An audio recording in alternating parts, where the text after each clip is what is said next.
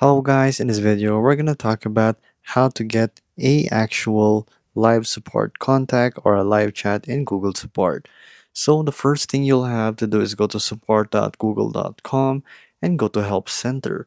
And then next you will have to go to this help guide right here, and then you will have to press something else. From something else you will have to place I want to talk to a live support, and there you go.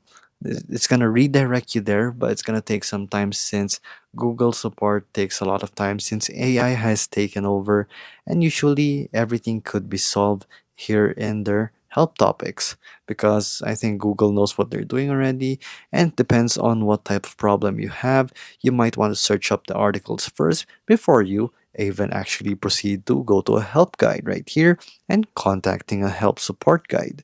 So there you go, guys. It's pretty simple to contact a Google support live chat here in Google. You'll just have to describe the issue first, and then they will try to connect you to an actual live support chat.